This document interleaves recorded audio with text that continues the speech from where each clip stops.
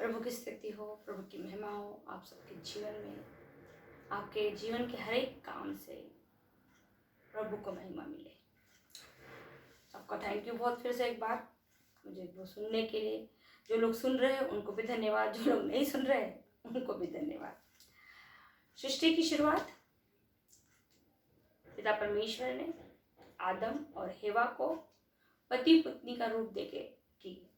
और सबसे बढ़िया बात है कि इस सृष्टि का अंत भी पिता ने बता दिया कि हमारा दूल्हा पति पत्नी का वो रिश्ता जो था वो दूल्हा हमारा यीशु होगा और पूरी कलीसिया उसकी दुल्हन होंगी। तो कलीसिया तैयार हो जाइए, अपने आप को अपने दूल्हे के लिए तैयार कीजिए, क्योंकि एक बार फिर से हम लोगों ने ये साबित कर दिया है कि हमको नियम का पालन नहीं करेंगे। क्योंकि 30 रुपए के मास्क से ज़िंदगी बच सकती थी, 3 फीट के डिस्टेंस से ज़िंदगी बच सकती थी, थोड़ा सा सैनिटाइजर से सुरक्षा हो सकती थी। लेकिन हमने फिर एक बार प्रूव कर दिया कि हमको हमारे जीवन में कोई नियम नहीं चाहिए। हमें हमारा मनमाना जीवन इतना पसंद है कि फिर उसके लिए हमें हमारे अपनों के जीवन खो भी गए तो कोई हमको फर्क नहीं पड़ता। तो ये बहुत ही दुखद बात है हम लोगों के लिए। आज परिस्थितियाँ बहुत खराब हो चुकी हैं। महामारी का अंत होगा नहीं होगा, वैक्सीन काम करेंगी नहीं करेंगी, ये सारी चीज़ें, इतना डर हमारे दिलों में है। और इन सब माहौल के बावजूद भी हम अब भी किसी के लिए भी आशीष का कारण नहीं बने हैं। पहला। दूसरा, हम अब भी प्रभु के करीब नहीं जा रहे हैं। मैंने बहुत से लोगों को फ़ोन करके पूछा कि क्या प्रॉब्लम है, आप वीडियो क्यों देखे, तो उन्होंने कहा कि उनके पास समय नहीं है। जबकि आज पूरी दुनिया लॉकडाउन में है, घर में बैठी हुई है। नहीं देखा उसका कोई दुख नहीं है। प्रभु उनके मन में ईश वचन के लिए जगाए प्यार, तो वो अपने आप उसको देखे, कोई नाराज़गी नहीं है। लेकिन कंसेप्ट ये है बताने का कि अगर अब भी हमने हमारा रिश्ता हमारे उस पिता से, उस पुत्र से, पवित्र आत्मा से ठीक नहीं किया तो हालात इससे भी ज़्यादा बिगड़ सकते हैं। चलिए हम आज के पॉइंट पे चलते हैं। इसके पहले भी मैंने प्रार्थना के विषय में बोली हूँ। इसी पॉइंट को लेकर हम थोड़ा सा और आगे जाएंगे। पिछले पॉइंट में मैंने बताया था कि किससे प्रार्थना करनी चाहिए, क्यों प्रार्थना करनी चाहिए, कैसे करनी चाहिए। समय का हमारे पास लिमिटेशन है करके हम थोड़ा थोड़ा पॉइंट को लेके आगे जाएंगे। आज मैं आपको प्रार्थना के 3 प्रकार बताने की कोशिश करूँगी। इसमें सबसे पहला जो प्रकार है वो है बाइबल अध्ययन। आपका प्रार्थना का बाइबल का सबसे पहला जो प्रकार आना चाहिए वो आना चाहिए बाइबल का अध्ययन। क्यों? क्योंकि जब तक आपके पास परमेश्वर की जानकारी नहीं है, यीशु की जानकारी नहीं है, पवित्र आत्मा की जानकारी नहीं है, आप अपने पूर्वजों का इतिहास ही नहीं जानते, तो फिर आप प्रार्थना करेंगे कैसा? आपके पास ज्ञान ही नहीं है, तो जब ज्ञान ही नहीं है तो आप उस ज्ञान के हिसाब से आचरण कैसा करेंगे? तो ये बाइबल अध्ययन आपका पर्सनल है। इसके लिए आपको परमेश्वर के संगति में आपको करीब लेके आएगा बाइबल, क्योंकि वचन कहता है कि मेरे ज्ञान के अभाव से मेरे लोगों का क्या हो रहा है? नाश हो रहा है। तो हमारे पास किस चीज़ की कमी है? ज्ञान की कमी है। बाइबल में ऐसा कुछ भी नहीं है जो जिंदगी से जुड़ा हुआ नहीं है, सब कुछ उसके अंदर ही है। लेकिन कभी हमने बाइबल के अध्ययन किया ही नहीं, इसलिए हमने कभी भी उसको, परमेश्वर को जाना है। जितना हमने चर्चों के हिस्से में सुना या किसी ने हमको वीडियो भेज दिया उतना ही है। लेकिन जब तक आप अपना पर्सनल अध्ययन बाइबल में नहीं करोगे, बाइबल में नहीं पढ़ोगे, तो इसमें आप एक साल में कितना समय, कितने दिन में कितना बाइबल कंप्लीट करते हो? एक साल में 1 बार कंप्लीट करते हो, 2 बार करते हो, 3 बार? अगर आप 3-3 महीने का भी समय लेते हो एक बाइबल को खत्म करने के लिए, 6 महीने का आपके हिसाब से, लेकिन जरूर साल में 1 बार आपका बाइबल अध्ययन कंप्लीट होना चाहिए। इससे आपके पास परमेश्वर का ज्ञान बढ़ेगा और सबसे बड़ी बात, आपका विश्वास दिन पे दिन, दृढ़ हो जाएगा। आप अपने विश्वास में क्या हो जाएंगे? दृढ़ जाएंगे। दूसरा है प्रार्थना में आपकी मांग। दूसरा प्रकार है मांग, जिसमें आप प्रार्थना जब करते हो तो आप अपनी मांग परमेश्वर के सामने रखते हो। फिर वो मांग आपकी पर्सनल कुछ आपकी चीज हो सकती है, आपके सामाजिक लोगों के लिए। आज हम सब कुछ प्रार्थना कर रहे हैं कोरोना वायरस के लिए कि खत्म हो जाए, बीमारी चली जाए और लोगों को चंगाई मिले।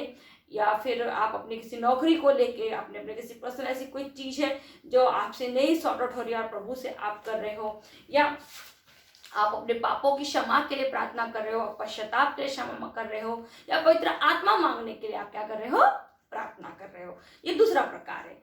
तीसरा प्रकार है जो सबसे अच्छा प्रकार है, और वो प्रकार है प्रेस करना, अपने स्वर्गीय पिता को प्रेस करना, उसके पुत्र को प्रेस करना और पवित्र आत्मा को प्रेस करना। तो क्या करना, उसकी स्तुति, उसकी आराधना करना। ये प्रार्थना का सबसे बेस्ट पार्ट है। क्यों? क्योंकि हमारी सारी जरूरतें, हमारे सारे ज्ञान, ये सब का सब ध्यान रह जाता है जब हम दिल से हमारे स्वर्गीय पिता की क्या करते हैं, स्तुति करते, आराधना करते। अब अगर मैं बोलूँ कि पिता, पुत्र, पवित्र आत्मा की स्तुति आराधना आपको करना है, तो कैसे करना है? तो इसके लिए आप पिता की अगर आपको स्तुति आराधना करना है तो आप उत्पत्ति ग्रंथ से लेकर मकाबी के ग्रंथ तक और प्रकाशित ग्रंथ तक भी आप उसको लेके आगे जा सकते हो। पिता के महान कार्य, महान चमत्कार, जहाँ उसने आदम से बात की, उसने उसके पुत्र काइन से बात की, उसके बाद उसने नूह को चुना, किस तरीके से नूह को उस नाव के द्वारा उसने बचाया, फिर इब्राहिम का जीवन है, उसका मूसा का जीवन है। इन सब महान व्यक्तियों के जीवन के से प्रभु ने कितने महान कार्य हम मनुष्य जाति के लिए किए, और कितने बड़े बड़े ऐसे चमत्कार जिसकी कल्पना भी हम मनुष्य जाति नहीं कर सकते। सारे कामों पे आप क्या बोलो, प्रभु मैं विश्वास करती हूँ कि तूने सब कुछ क्या किया है करके। उसे बहुत खुशी होती है जब उसके बच्चे उसके बनाए हुए सृष्टि के, उस बनाए हुए इस महान कार्यों की जब उसको स्तुति करते हैं और उसको धन्यवाद देते हैं। सिर्फ एक लिमिटेड प्रार्थना पे इसमें मत रहिए, तो आपके पास भरपूर बातें हैं परमेश्वर की स्तुति आराधना करने के लिए। आप उत्पत्ति से ले शुरू करेंगे तो उसको प्रकाशित वाक्य भी कम है, क्योंकि ये तो बाइबल में लिखी बात है, लेकिन आपके पर्सनल लाइफ में तो प्रभु ने बहुत सारे महान कार्य किए हैं। उसका भी आप क्या कर सकते हो, उसको धन्यवाद दे सकते हो कि प्रभु मैं आप पे विश्वास करती हूँ कि आप थे, है और हमेशा और रहेंगे। फिर आता है बारी प्रेस करने की उसके पुत्र यीशु मसीह की। तो उसके जन्म से लेके, उसके पूरे दुख भोग को लेके, उसके मरण को लेके, उसका क्रूस पे चढ़ाने से लेके, उसका पुनरुत्थान से लेके, पुनरुत्थान से उसका स्वर्गारोहण तक लेके कितने सारे महान कार्य यीशु ने हमारे लिए किए। इसको आप बोलिए, अपने मुंह से स्वीकार कीजिए कि मैं क्या करता हूँ या करती हूँ, स्वीकार करती हूँ करके। अपने सबसे बुरे वक्त में सबसे ज्यादा समय अपने प्रभु यीशु के साथ बिताइए। लोग बहुत उल्टा काम करते हैं, जैसा सब बुरा समय चलता है बाइबल पढ़ना छोड़ देते, परमेश्वर से दूर हो जाते, बोलता मेरा मन ही सेटल नहीं तो मैं क्या बाइबल पढूं। आपका मन सेटल करने को तो बाइबल पढ़ना है। आपका समय अच्छा है तो आप प्रभु के साथ है। जब बुरा समय आ जाता है तो कभी कभी लोग बुरा समय चलता है तो बहुत प्रार्थना नमाज करते हैं, जैसा वो समय चल जाता है प्रभु के लिए उनके पास समय नहीं होता। ऐसा जीवन मत जिए, ऐसा जीवन प्रभु को पसंद नहीं है। तो यीशु की महान का बखान आप करते रहिए, बखान करते रहिए। तीसरा पार्ट आता है हमारे सहायक, ईश्वर, पिता ईश्वर, पुत्र यीशु और हमारे सहायक पवित्र आत्मा। पवित्र आत्मा तो सदैव ही इस धरती पे वास करते रहे। सृष्टि के निर्माण से ही पिता पुत्र के साथ वो शक्ति हमेशा विराजमान करती रही, लेकिन उसका डायरेक्ट कभी हमें परिचय नहीं मिला। लेकिन जब यीशु स्वर्गारोहण हुए तो उन्होंने एक आश्वासन दिया अपने शिष्यों को कि मैं तुमको अनाथ नहीं छोड़ूंगा, मैं तुम्हारे लिए एक सहायक भेजूंगा, और वो सहायक का नाम है पवित्र आत्मा।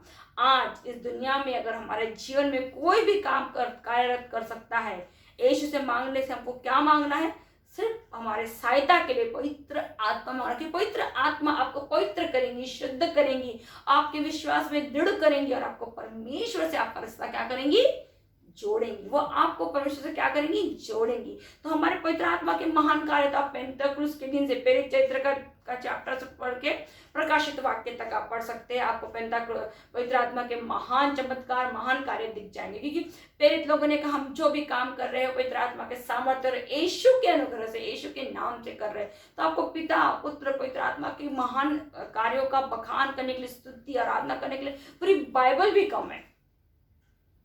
तो ये ताकत होगी जब आप स्तुति आराधना करते हो, अगर प्रार्थना में सही में डीप में जाते हो, तो मुझे लगता है 1 घंटा क्या 2 घंटा कई घंटों निकल जाएंगे। तभी तो पेतरुस रात भर जेल में प्रार्थना कर रहा था, तो उसको नींद नहीं आती थी, तो वो इतना आराधना में हो जाता, क्योंकि उसके पास तो कुछ था ही नहीं करने के लिए। उसका तो नया नियम नहीं है, यीशु है, और पुराना नियम में पिता है। तो जरा सोचिए, हमारा प्रार्थना का अभी स्टाइल तरीका में बदलने की बहुत जरूरत है। अब समय आ गया है कि सिर्फ आप अपने पिता को धन्यवाद दीजिए, पिता के महान कार्यों का बखान कीजिए, पुत्र के महान कार्यों का बखान कीजिए। पवित्र आत्मा की सहायता से अपने आप को इस योग्य बनाइए कि जब दूल्हा आए तो आप एक सजी सवरी दुल्हन के समान उसके सामने खड़े रहे, और दूल्हे को आपको देख के क्या मिल जाए? आनंद। जैसे एक्साइटमेंट होता है दुल्हन को देखने का, वो एक्साइटमेंट यीशु जब लेकर आए तो हमको देख के उसे निराशा ना मिले, बल्कि वो परफेक्ट हम उस पर उतरे। तो ये 3 प्रकार मैंने आपको बताया है, तीनों चीज़ों पे आप जरूर मनन चिंतन कीजिए। पहला प्रकार है बाइबल का अध्ययन करना बहुत जरूरी है। यदि आपके पास स्वर्गीय ज्ञान नहीं है तो आप किससे प्रार्थना कर रहे हो, क्यों प्रार्थना कर रहे हो, आपको पता नहीं आपका जीवन। अगर आप डॉक्टर बनना चाहते हो, डॉक्टर बनने से के लिए आपने 5 साल का कोई ट्रेनिंग नहीं लिया और आप अपने आप को डॉक्टर कहते हो, कोई बुक्स आपने नहीं पढ़ी, कोई एग्जाम अपने पास नहीं था, आप कभी डॉक्टर नहीं बन सकते, टीचर नहीं बन सकते। एक पर्टिकुलर डिग्री आपके पास होना जरूरी है। वैसा ही यदि आपको अपने क्रिस्तीय जीवन को मजबूत करना है तो आपको एक डिग्री चाहिए, और वो डिग्री है बाइबल की स्टडी, अध्ययन आपके पास पूरा का पूरा होना चाहिए। फिर पुराना नियम हो या नया नियम हो, पुराना नियम जानकारी के लिए, नया विधान जीवन जीने के लिए। यीशु आया था और यीशु आने वाला है, इन दोनों सेंटेंस में जमीन और आसमान का फर्क है। इस पर जरूर मनन चिंतन कीजिए। दूसरा प्रकार है आपका अपने पर्सनल चीजों के लिए प्रार्थना करना। फिर वो आपकी जरूरतें किस भी हो सकती है, आपके अपने पसंद जो भी इच्छाएं आप परमेश्वर के सामने रखना चाहते हो, आप रख सकते हो प्रार्थना का दूसरा प्रकार। तीसरा प्रकार है, और इसमें भी आप सिर्फ अपने अकेले के लिए प्रार्थना मत कीजिए, संसार में बहुत कुछ प्रॉब्लम चल रहे हो, सबके लिए आप प्रार्थना कीजिए। तीसरा प्रकार है, सबसे अच्छा प्रकार, अपने पिता की, अपने उसके पुत्र की, उसकी सहायक पवित्र आत्मा की क्या करना? दिल से, आत्मा से स्तुति रखना। घुटने पे आइए, अब गया समय सोफे पे, गद्दे पे बैठ के आराम से प्रार्थना करने के लिए। अपने एक सेफ जोन से बाहर निकलिए, लिमिटेड प्रार्थना करना बंद। जब भी इच्छा होगी बाइबल पढ़ना शुरू कर दीजिए, जब भी इच्छा हो प्रार्थना 2 मिनट के लिए घुटने पे आ जाइए। कोई बड़ा क्या लिखा है कि संत और दूत घुटने पे दंडवत प्रणाम करते प्रभु को। तो आजकल इतनी बुरी हालत हमारे बीच में जो लोगों की चल रही है, तो हमको क्या करना चाहिए? मुझे तो लगता है हर एक क्रिस्ती ने अपने घुटने पे आना चाहिए, अगर आप क्रिस्ती हो तो। क्योंकि ऐसी कोई बीमारी नहीं है, जो ऐसी कोई मुसीबत नहीं, ऐसी कोई प्रॉब्लम नहीं जिसको प्रभु आज्ञा दे और वो दुनिया से निकल जाए। और वो आज्ञा नहीं आ रहा है वहां से, उसका मतलब कहीं ना कहीं हम अब तक घुटनों पे नहीं आए, क्योंकि हमारे घरों में कोई प्रॉब्लम अब तक आई नहीं। हम सेफ है, अच्छा खा रहे, मटन मच्छी, अच्छा जीवन जी रहे। नहीं, अपने आप को चेक कीजिए कि मैं इस क्रिस्तीय जीवन में, इस लाइफ में कहाँ सेट होता हूँ या कहाँ सेट होती हूँ। तो जरूर इस पर मनन चिंतन कीजिए। हर वीडियो को देखने के लिए बहुत बहुत धन्यवाद। आइए एक छोटी सी प्रार्थना के द्वारा हम अपने इस वीडियो को बंद करेंगे। तो शक्तिमान पिता परमेश्वर, स्वर्ग और पृथ्वी, सब दृश्य और अदृश्य वस्तुओं के सृष्टिकर्ता हमारे स्वर्गिक पिता पे हम विश्वास करती हूँ और धन्यवाद देती हूँ उसके इकलौते पुत्र, सबसे प्रिय पुत्र को हमें मुक्तिदाता के रूप में, उद्धारकर्ता के रूप में देने के लिए। प्रभु, हम अपनी सारी तकलीफों को लेकर आपके चरणों में आते हैं प्रभु। इस महामारी ने पूरी जग में, पूरी दुनिया में हाहाकार मचाया प्रभु। न जाने कितने लोगों ने अपने प्रियजन को खो दिया है प्रभु, और कितने लोग आज भी हॉस्पिटल में प्रभु अपने सांसों के लिए गिर रहे हैं प्रभु।